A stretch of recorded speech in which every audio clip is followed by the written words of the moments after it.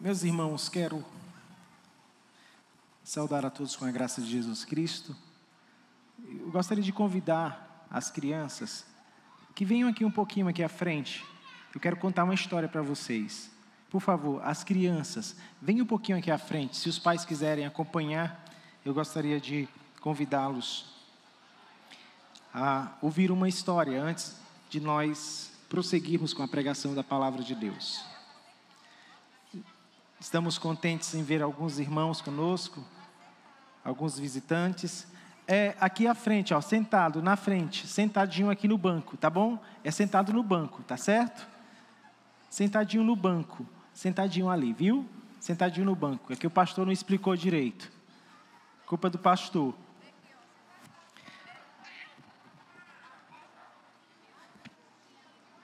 As crianças pequenas, não se preocupem, coloquem os maiores sentadinhos. Nós queremos contar uma história para vocês muito especial. Nesse dia que nos lembramos da ressurreição do nosso Senhor Jesus Cristo, eu quero contar uma história muito linda. Mas antes eu quero perguntar se as crianças, elas gostam de tomar remédio. Quem que gosta de tomar remédio aqui? Tomás, você gosta de tomar remédio? Gosta? Não? Não gosta de tomar remédio. É ruim. É ruim tomar remédio. Mas vocês sabem que às vezes, aquilo que aparentemente é ruim, crianças, no final é bom pra gente. Por exemplo, o próprio remédio. Ele é amargo, mas ele é para combater enfermidades em nosso corpo, para nos sentirmos bem. Então, pensando nisso, eu lembro de uma história de uma menina, a Belinha. Quem conhece essa história? A Belinha. Ela estava doente, crianças. A Belinha estava muito doente. E o pai dela então disse: olha, Belinha, você vai ter que tomar remédio. E ela disse: papai, esse remédio é nojento, eu não gosto de tomar remédio. E ele disse: filha, mas se você não tomar remédio, você não vai ficar boa. Então ela resolve tomar remédio. E quando ela toma o remédio, ali ela quase vomita. Ela não gostou do remédio. Então ela perguntou para o pai dela: papai, por que o remédio é tão ruim se é para nos tornar melhores, para melhorarmos da saúde? Por que o remédio tem que ser tão ruim? E o pai dela pensou naquela pergunta e disse: essa pergunta é muito interessante. Deixa eu te dizer, o vovô está chegando e ele sabe responder perguntas dessa natureza, minha filha. Então aquela menina foi dormir de tarde, aquele soninho da tarde, e o vovô chega depois, naquela hora do lanche. E a menina pergunta: vovô, por que temos que tomar remédio tão ruim para ficarmos bem? Por que o remédio tem que ser tão ruim? E o vovô disse: filha, nem tudo aquilo que aparentemente é ruim é de fato ruim. Aquilo que aparentemente é bom não é tão bom como se parece. Isso me faz lembrar de uma história. Então o vovô começou a contar uma história, crianças. Qual é a história? A história de um grande rei, o rei da vida. O rei da vida. E ele começa: era uma vez o rei da vida. E ele é aquele rei que tem o poder de criar tudo que existe. E ele criou um lindo parque. Crianças, ele criou um lindo parque. E naquele parque havia muitas árvores, muitos rios, lagos, jardins, muitos animais lindos naquele parque. E naquele parque havia muitas fontes de água. Águas borbulhantes.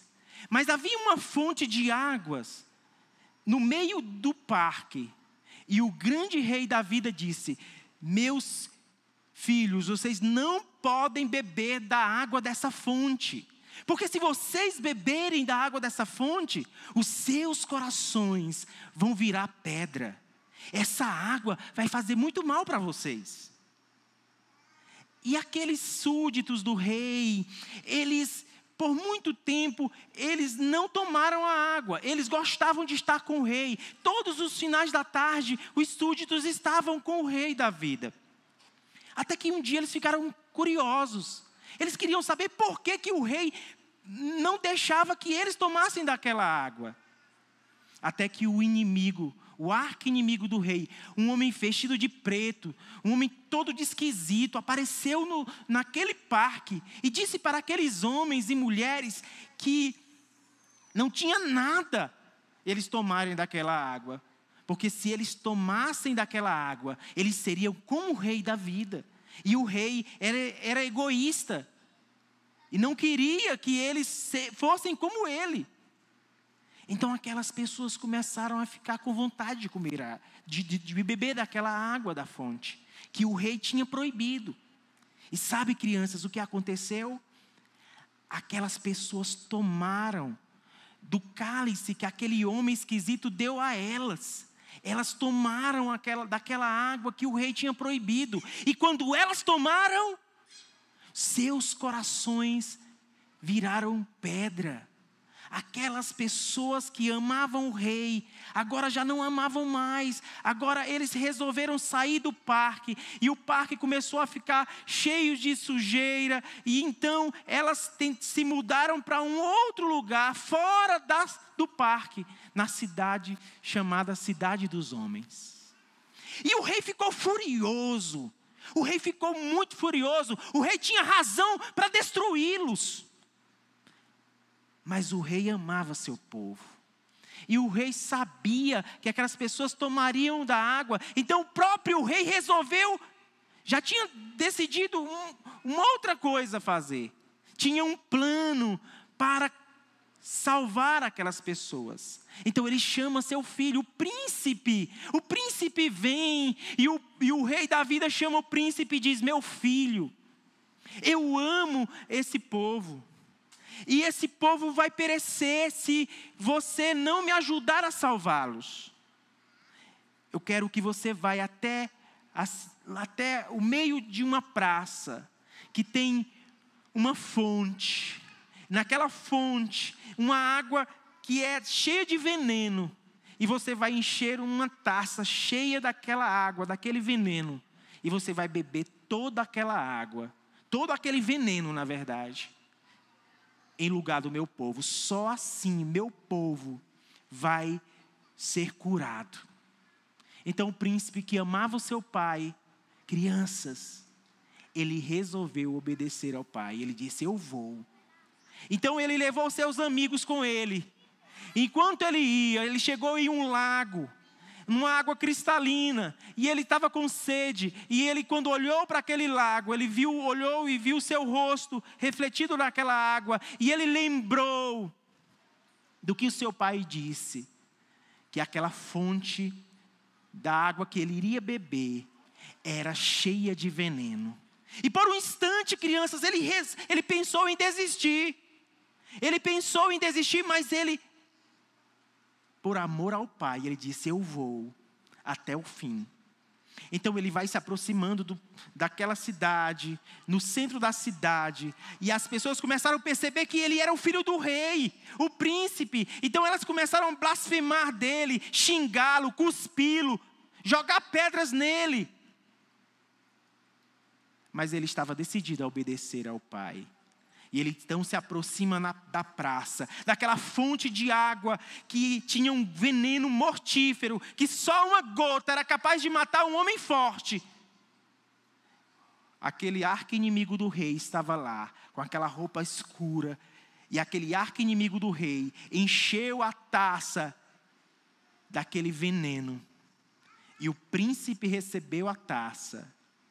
E o príncipe tocou os lábios naquela taça, e o príncipe bebeu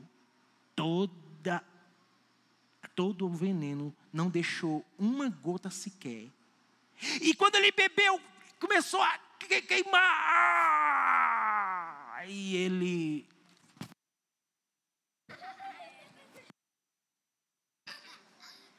ele morreu. Mas o rei da vida, apareceu e muito brilhante. As luzes brilhavam ao redor de todo mundo. E o arqui-inimigo ficou sem conseguir olhar para aquela luz, tentando se esconder. E o rei da vida se aproxima, se inclina, se abaixa e toca no seu filho. E seu filho ressuscita. E quando ele ressuscita, aquelas pessoas que estavam com medo dele, estavam se escondendo dele, elas começaram a se aproximar. Umas fugiram, mas outras começaram a se aproximar. E uma criança, ela pegou uma taça, encheu com aquela água que era cheia de veneno, que antes era cheia de veneno. Quando o príncipe ressuscita, aquela água começa a ficar limpa, clara. E os corações daquelas pessoas começaram a mudar. E aquela criança veio até a fonte e bebeu um gole daquela água. E as pessoas ficaram esperando para ver o que acontecia. E nada aconteceu. A água estava purificada. Então as pessoas começaram a se aproximar do rei. E todas aquelas que se aproximavam do rei, do seu príncipe, os seus corações que antes eram de pedra, eram transformados. E elas então passavam a amar de novo o rei. E aquele parque, toda aquela coisa que estava suja, abandonada, tudo foi transformado. E no final, a Belinha entendeu a história com o seu avô. O seu avô disse para a Belinha: filha, o príncipe teve que vir a este mundo para nos salvar. E esse príncipe, ele teve que morrer em lugar do seu povo. Então a Belinha disse: vovô, eu conheço uma outra história de um outro príncipe. E essa outra história, crianças, que eu gostaria de contar para os pais de vocês agora. Se vocês não pegaram alguns detalhes, chama o papai para contar essa história, que está nesse livro aqui, ó, O Príncipe e a Taça de Veneno. Você já conhece a história. Então eu quero convidar os irmãos que abram suas Bíblias, por favor. Abram suas Bíblias no texto de João 18. As crianças podem voltar para os seus pais.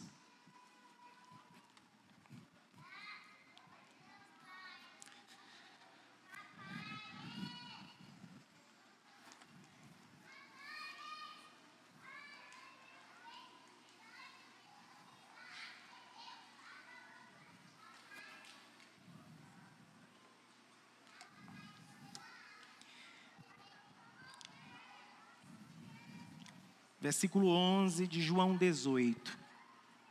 Queridos irmãos, como já dissemos aqui pela história do príncipe e a taça de veneno, há uma história bem parecida de um outro príncipe que vocês já ouviram aqui. Um outro príncipe, de uma outra realidade, ele veio a este mundo. E no jardim do Getsêmani, no capítulo 26 de Mateus, versículo 39, e João 18, 11, no jardim do Getsêmani, o Senhor orou: meu Pai, se possível, passe de mim este cálice. E um pouco mais tarde, ao prendê-lo, ele disse a Pedro: mete a espada na bainha, não beberei porventura o cálice que o Pai me deu? Então prestem atenção que hoje à noite eu quero contar a história de um outro príncipe. O príncipe da vida, Jesus Cristo, aquele que veio para salvar o seu povo. E é óbvio, senhores e senhoras, é claro que o cálice, que quando olhamos para o texto de Mateus 26, 39 e João 18, 11, é muito claro nesta passagem que estava presente na mente de Jesus naquela noite o cálice da ira de Deus. A questão então é o que havia no cálice que que levou o Senhor a orar com tanto fervor? O que havia no cálice para lhe causar tanta angústia capaz de fazê-lo suar sangue? Irmãos, nós estamos pensando na paixão de Cristo. Paixão é sofrimento. Paixão é derramamento de sangue. É sofrer em lugar de alguém. Por isso que quando diz que alguém está apaixonado, é alguém que está sofrendo.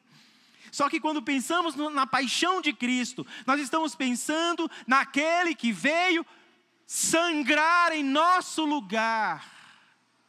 E aqui pensando nessa história que acabei de contar para as crianças, e pensando nos textos que acabamos de ler, nós precisamos responder o que havia no cálice, que Jesus fala aqui na oração no Getsêmani, que causa tanta angústia, ao ponto de o próprio Filho de Deus suar gotas de sangue.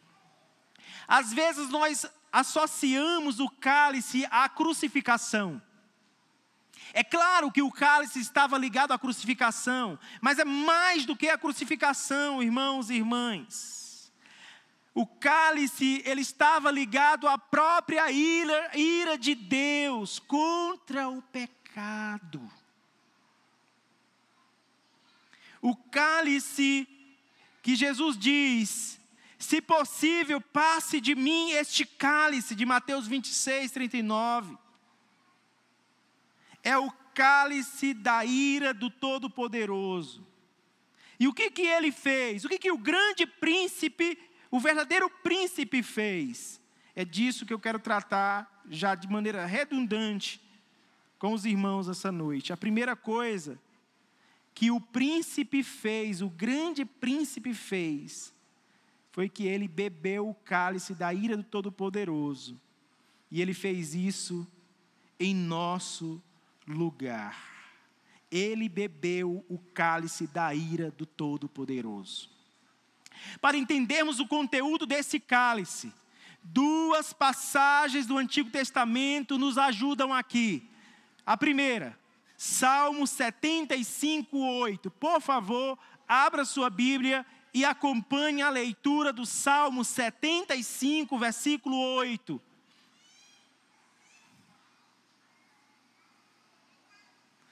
E alguém traga água, por favor.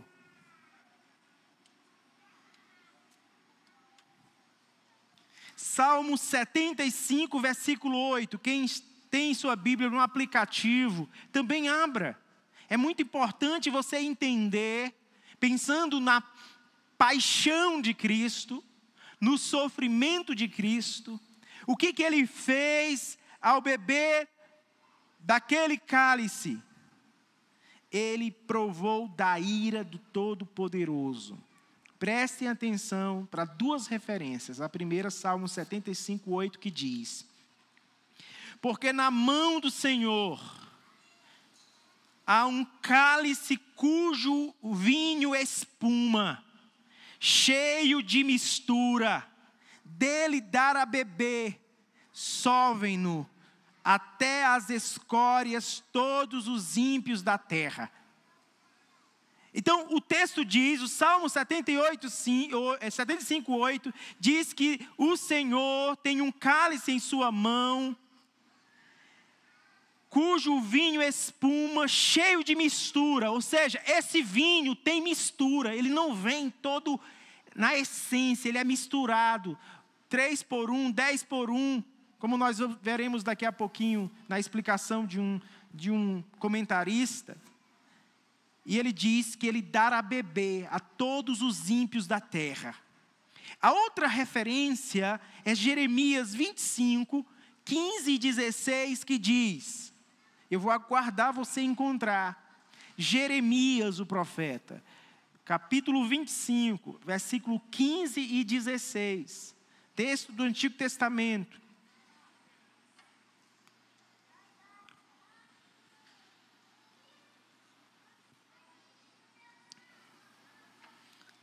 Jeremias 25, 15 e 16, que diz, porque assim me disse o Senhor, o Deus de Israel, toma da minha mão este cálice do vinho do meu furor, e darás a beber dele a todas as nações as quais eu te enviar,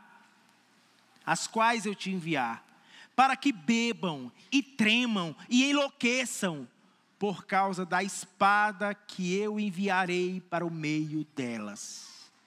Então, olhando para essas duas referências, nós vemos o conteúdo desse cálice é a ira do Todo-Poderoso. Temos que admitir, irmãos, que esse tema é difícil.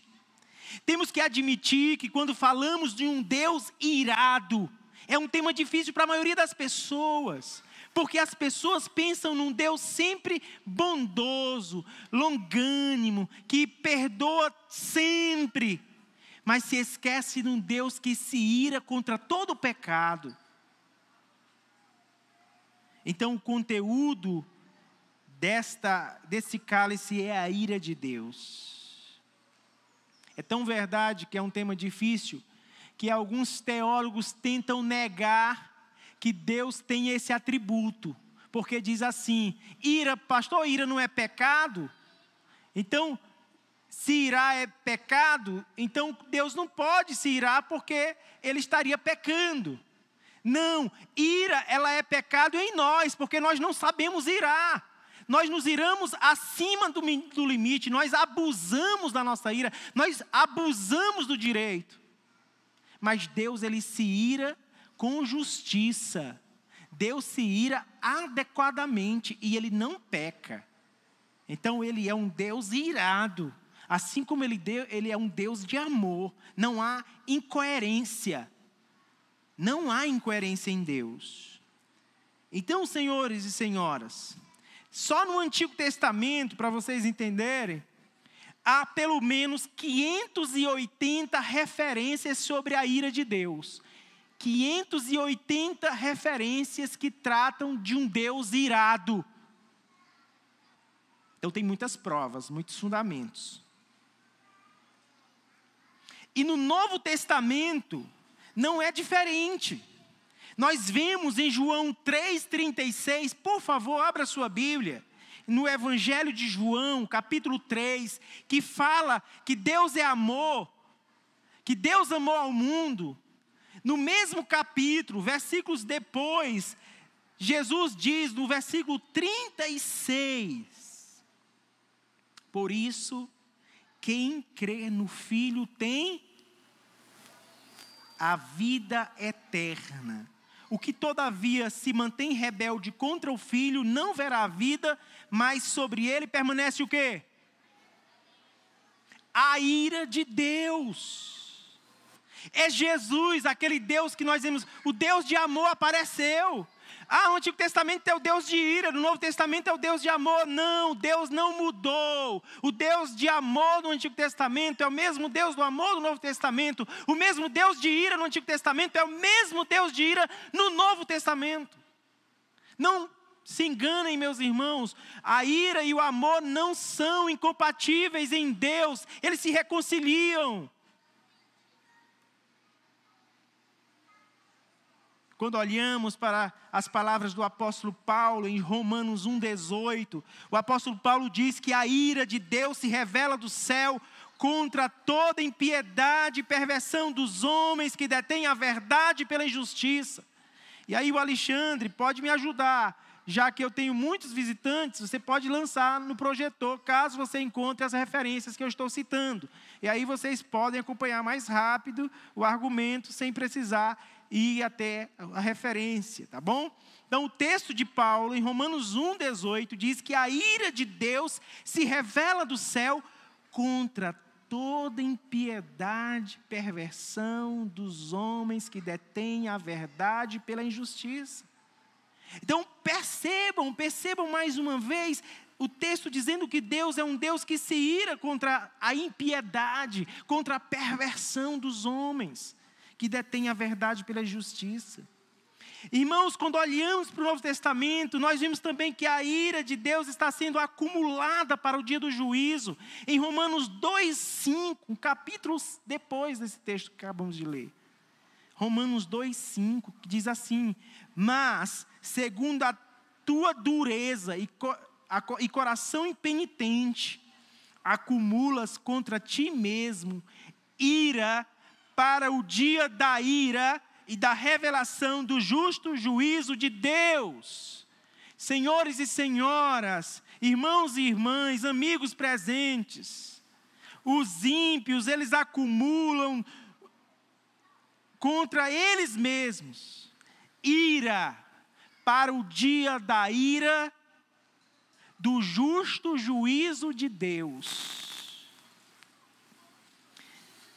Quando lemos em Efésios 2:3, nós descobrimos que éramos filhos da ira, e da ira de Deus, e esta ira que advém do pecado. Veja o Efésios 2:3 que diz: entre os quais também todos nós andamos outrora, segundo as inclinações da carne, fazendo a vontade da carne e dos pensamentos, e éramos por natureza filhos da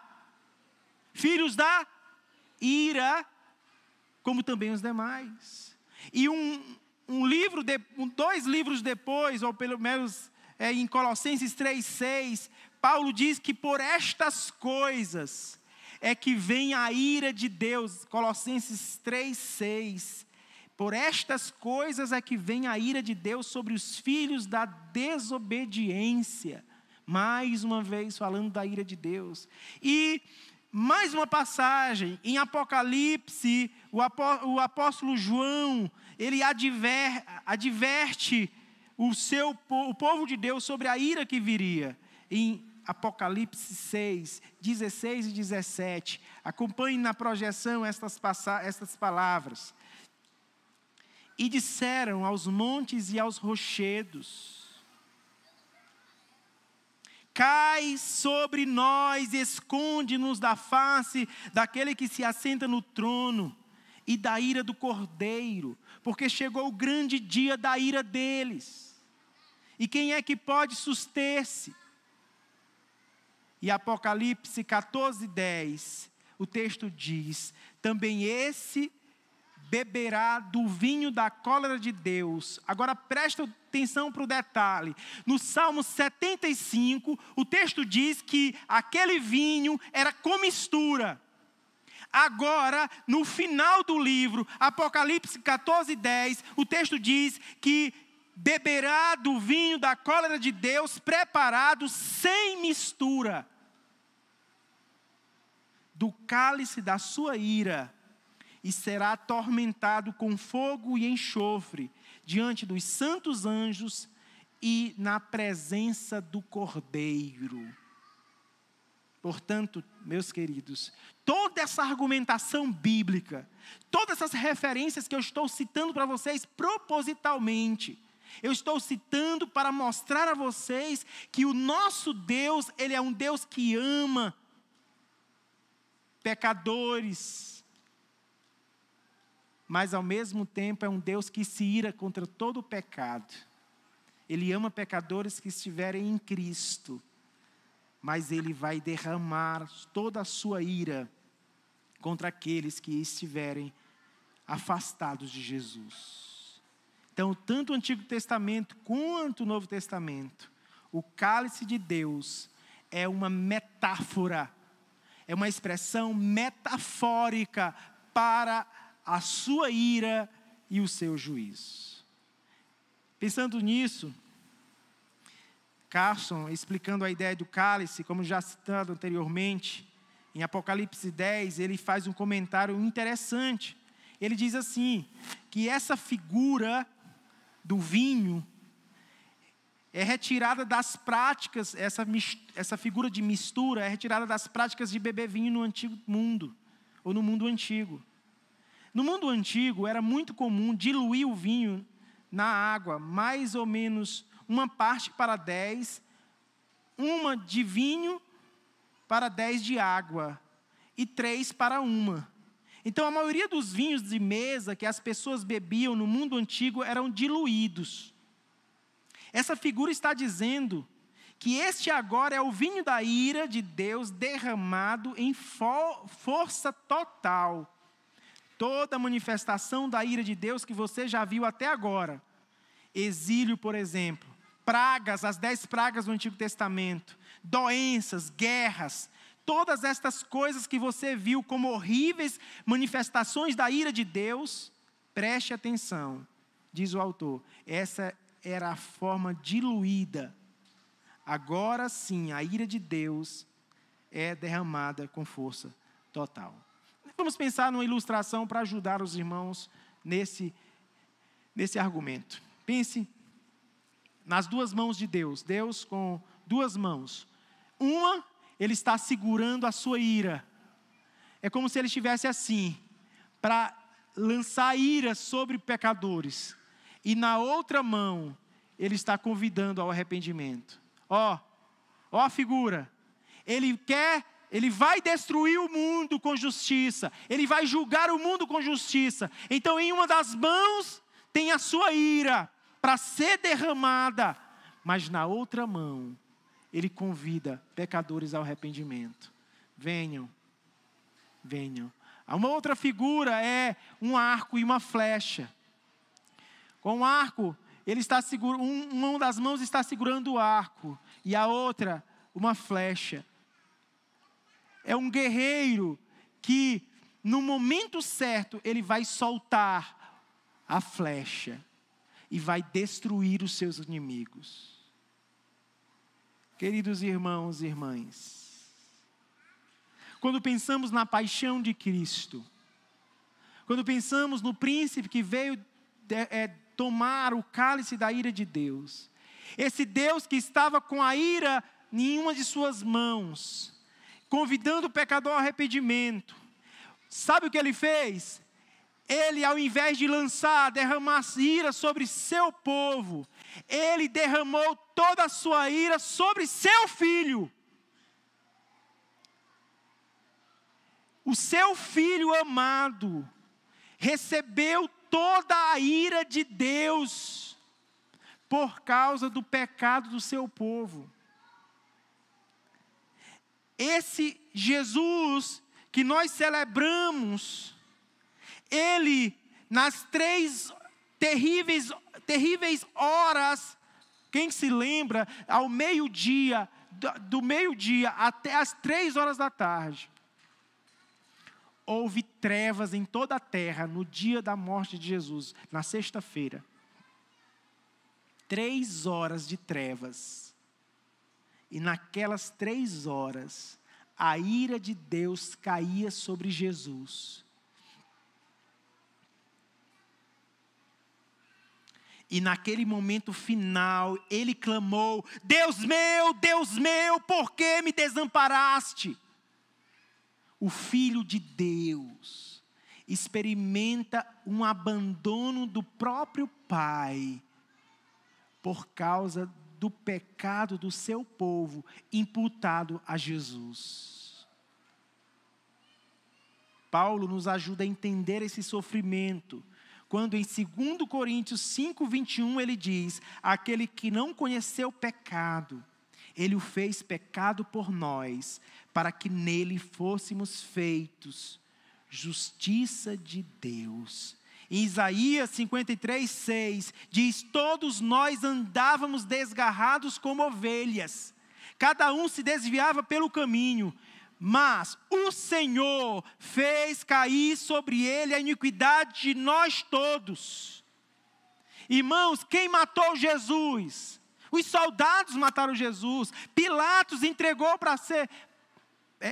Pôncio Pilatos o entregou para ser morto. Caifás e os sacerdotes também são culpados na morte de Jesus. Mas o principal autor é o próprio Pai.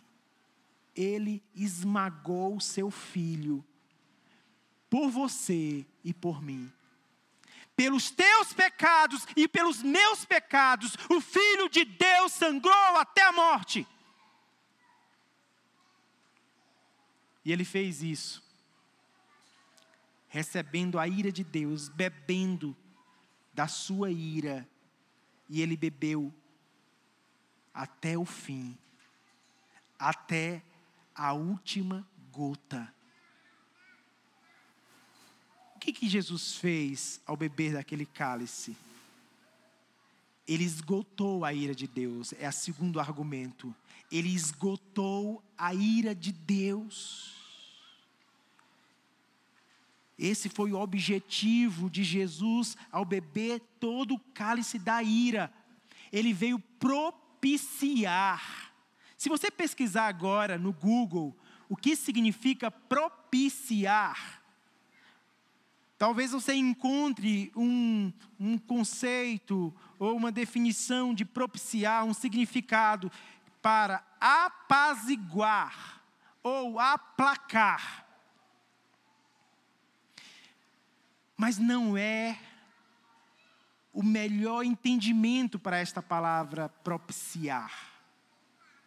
Nas palavras de Jerry Bridges, essas palavras são insatisfatórias para explicar o que significa propiciar, porque sugerem uma mera suavização ou abrandamento da ira de uma divindade ofendida, ou um desvio da ira, como no caso de um boxeador que se desvia do golpe de seu adversário. Jesus fez mais do que simplesmente desviar a ira de nós. O autor acredita que a palavra que reflete precisamente a obra da propiciação de Jesus é esgotado ou esgotada. É a palavra que define precisamente a expressão propiciar. Então, propiciar significa Jesus esgotar a ira de Deus. Ela não foi apenas desviada e impedida de nos alcançar, ela foi esgotada. Jesus levou sobre si o peso total e absoluto dela. A ira de Deus contra o pecado foi descarregada com toda a sua força sobre o Filho de Deus, e ele bebeu até a última gota, e não sobrou uma sequer para você e para mim. Conforme as palavras do profeta Isaías, e nós o reputávamos por aflito, ferido de Deus e oprimido, mas ele foi traspassado, em Isaías 53, 4 e 5, ele foi traspassado pelas nossas transgressões e moído pelas nossas iniquidades. O castigo que nos traz a paz estava sobre ele, e pelas suas pisaduras fomos sarados. Irmãos, isso significa a paixão de Cristo. O sofrimento dele foi por você e pelos teus pecados, pelos meus pecados, para nos propiciar, para nos livrar de cada gota da ira do Todo-Poderoso. Há uma ilustração de um missionário, Paul Washer, que nos ajuda a entender o que aconteceu com o Filho de Deus quando ele usa a ilustração de duas moedas gigantes. Imagine duas moedas gigantes, uma em cima da outra, e no meio das duas, um único grão de trigo sobre aquele enorme peso. Imagine moedas pesando toneladas, uma em cima da outra, e um grão de trigo. Vamos pensar num grão de feijão ou de arroz. E aquelas duas moedas esmagam a casca, e em seguida suas partes internas saem e são moídas até o pó. A ideia do texto de Isaías 53, quando diz que ele foi moído pelas nossas iniquidades. Moído aqui significa que a mão pesada de Deus caiu sobre Jesus e o esmagou. O esmagou.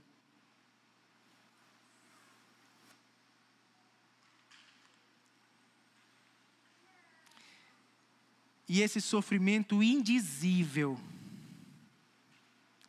fez com que Deus fosse glorificado e seu povo redimido dos seus pecados. Meus irmãos, Quando a ira de Deus vem sobre o pecado, ela vem com toda a sua fúria, sua força, que ninguém consegue segurá-la. Alguns anos atrás, há mais de 10 anos atrás, lá no estado do Piauí, houve um rompimento de uma barragem, a barragem de algodões. Ela se rompeu e a água chegou a mais de 17 metros de altura. E uma avalanche que se arrastou por cerca de 20 quilômetros. A força da água, irmãos, foi tão grande que até os túmulos do cemitério foram arrancados. Em poucos minutos, 300 casas foram destruídas. Pense na ira de Deus. Muito, muito mais forte, poderosa, do que as águas da barragem de algodões. Ou talvez, para você que talvez assistiu a força das águas da barragem do Brumadinho, né? Minas Gerais, em 25 de janeiro de 2019. Vocês se lembram? O que resultou daquele desastre da mineração do Brasil? O que resultou? Mais de 270 pessoas morreram e muitas famílias desabrigadas. Por que eu estou usando essa figura? Para mostrar que o julgamento de Deus estava correndo ao encontro do homem. Imagina, como uma lama, uma água, carregando tudo que vinha pela sua frente. Então era impossível encontrar um abrigo na colina mais alta ou no abismo mais profundo. Ninguém conseguia um abrigo. Os pés mais ligeiros não conseguiam deixá-la para trás, nem o nadador mais forte consegue aguentar as torrentes. A barragem foi quebrada e nada poderia reparar sua ruína. Mas quando toda a esperança humana havia se esgotado, no tempo determinado, o Filho de Deus se coloca entre a justiça divina e o seu povo. Ele bebeu a ira que nós acendemos e o castigo que nós merecíamos. Quando ele morreu, não sobrou uma gota sequer da antiga inundação. Ele bebeu tudo em nosso favor. Cristo esgotou a ira de Deus.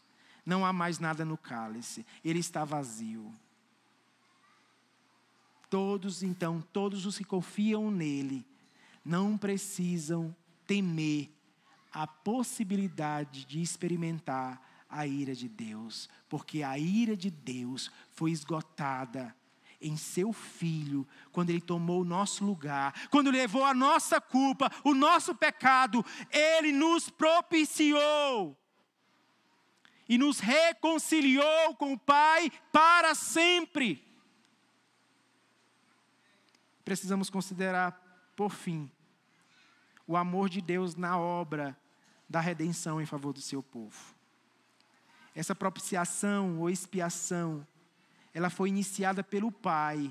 Lembra da história do príncipe e a taça de veneno? Foi o rei da vida que disse para seu filho: filho, eu quero que você vá, tome a ira, o cálice com aquele veneno e salve meu povo.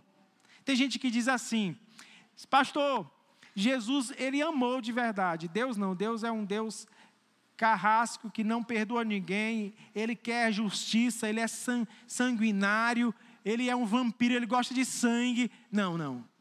Deus, o Pai, teve a iniciativa de salvar pecadores. Ele enviou seu Filho. É prova do seu amor por nós. Queridos irmãos e irmãs, o apóstolo João, ele escreveu em 1 João 4, 9 e 10, nisto se manifestou o amor de Deus, em haver Deus enviado o seu Filho unigênito ao mundo, para vivermos por meio dele. Nisto consiste o amor, não em que nós tenhamos amado a Deus, mas em que ele nos amou e enviou o seu Filho, como propiciação pelos nossos pecados. Então não é correto você achar que Jesus nos amou mais do que o Pai. Não é verdade.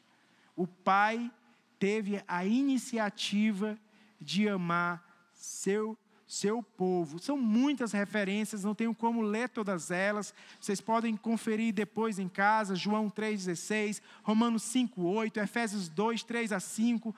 Muitas referências que provam o amor de Deus pelo seu povo. E quando pensamos nisso, no amor do Pai, isso nos faz lembrar de uma das maiores histórias do Antigo Testamento. E eu estou correndo para o final desta palavra, meus irmãos. Atentem para esta conclusão. Então, nós temos uma história, uma das mais importantes histórias do Antigo Testamento, quando Deus mandou Abraão levar seu filho Isaque ao Monte Moriá. Vocês se lembram disso? Quando Deus pede para que Abraão leve seu filho ao Monte Moriá e sacrifique seu filho como oferta ao Senhor. O texto diz: toma teu filho, Gênesis 22, 2, teu único filho Isaque, a quem amas, e vai-te à terra de Moriá. Oferece ali um holocausto, sob um dos montes que eu te mostrarei. E nós conhecemos a história, sabemos que Abraão levou seu filho até o Monte Moriá. Mas sabemos também que Abraão e Isaque são apenas tipos, são apenas sombras de um grande pai, de um grande filho e de um grande sacrifício. Nessa história final, quando nós imaginamos a história de Abraão e seu filho, quando Abraão prepara seu filho, prepara o cutelo, e quando levanta o cutelo para sacrificar seu filho, é uma voz, um brado que diz: Abraão! Pare, Abraão, não faça isso.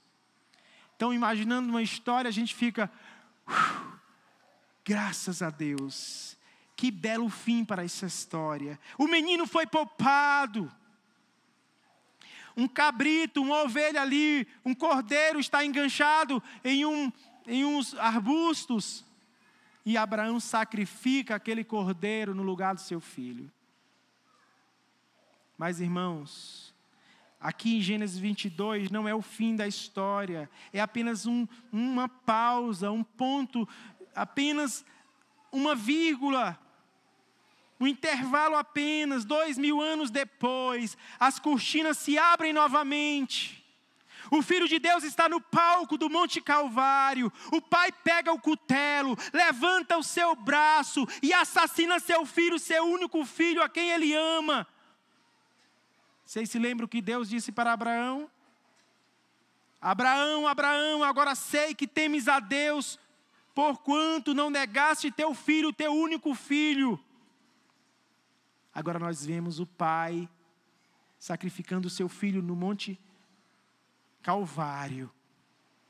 E aqueles que creem em Cristo, eles clamam a Deus hoje com uma mensagem similar. Deus meu, agora sei que me amas, porque não me negaste teu filho, teu único filho, a quem amas. Quando pensamos na paixão de Cristo, quando pensamos no sofrimento de Jesus, na sua morte redentora, nós temos que nos lembrar que foi por causa do amor de Deus por nós. Deus nos amou e Ele não poupou o seu único filho para salvar você dos seus pecados. Que amor, que graça, que privilégio sermos alcançados pelo amor do Deus eterno. Meus irmãos, o príncipe, o grande príncipe, bebeu todo o cálice da ira de Deus em teu lugar e em meu lugar.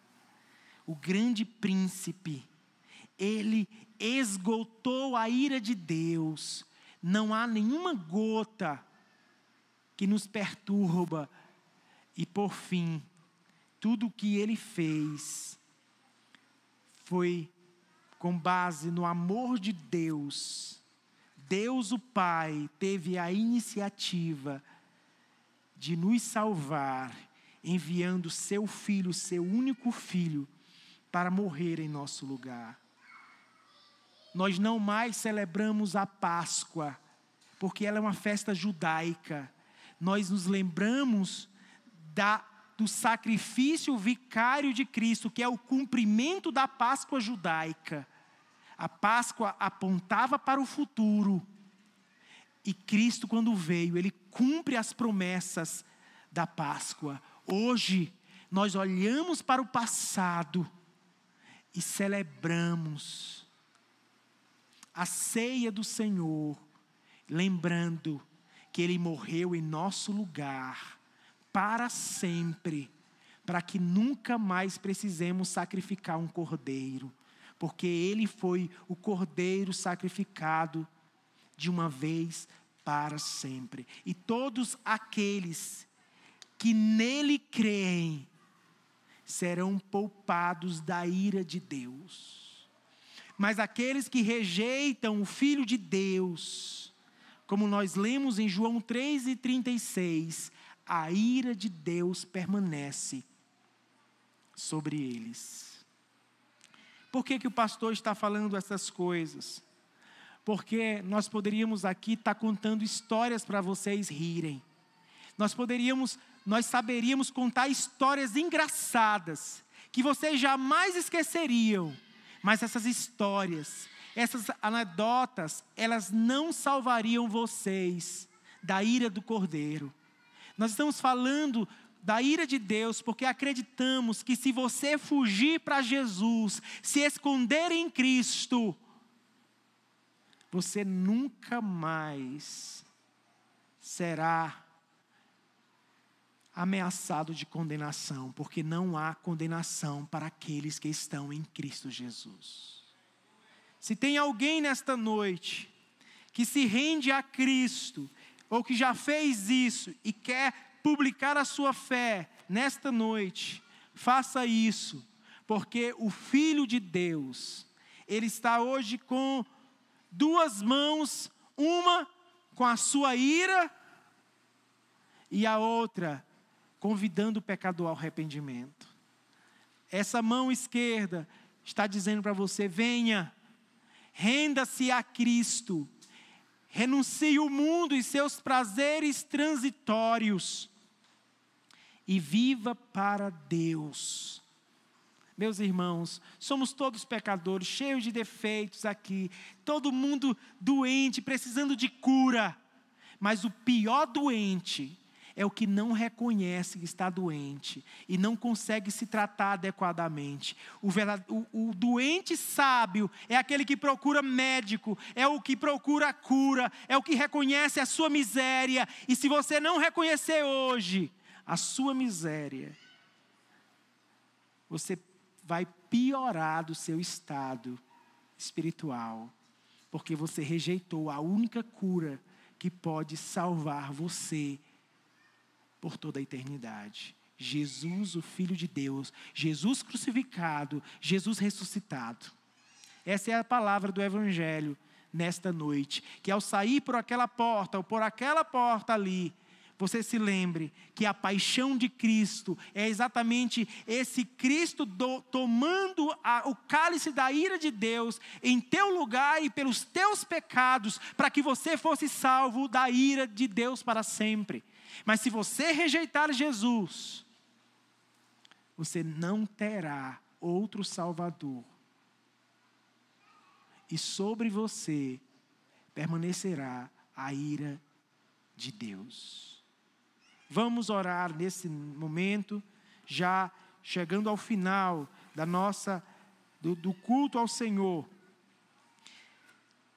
Nosso Deus, nós bendizemos a Ti nesta ocasião muito especial, recebendo tantos amigos, visitantes aqui.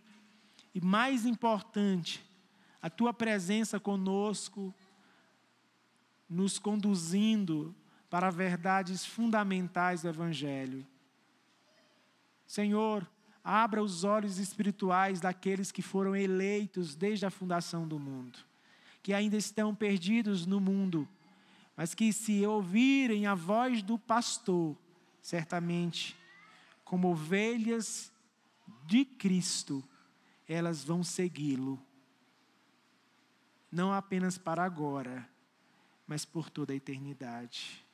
Ajuda homens e mulheres a reconhecerem seu estado espiritual de perdição. Abra nossos olhos para que reconheçamos a nossa miséria e também reconheçamos toda a riqueza que precisamos estar em Jesus Cristo, o nosso verdadeiro tesouro. Senhor, a grande alegria que temos é saber que as palavras do Evangelho nunca voltam vazias. É por isso que pregamos, porque acreditamos que as pessoas, elas não apenas escutam, mas elas são tocadas pelo Evangelho. Faça isso, Senhor. Quebra todo o nosso orgulho, toda a nossa vaidade, toda a nossa confiança pessoal, nossos méritos pessoais, pois não temos nenhum diante do Senhor. Queira nos salvar dos nossos próprios pecados, nos conduza para a cruz. Nesta noite, te louvamos pela vida de Jesus, por Ele ter nos redimido de todo o pecado. E ainda que ainda estejamos nesse corpo do pecado, temos uma notícia de que um dia a morte será tragada pela vitória e não haverá mais poder do pecado, porque o pecado não existirá mais. Dá-nos essa esperança, Senhor, aos corações daqueles que te amam. Nós oramos em nome de Jesus Cristo. Amém.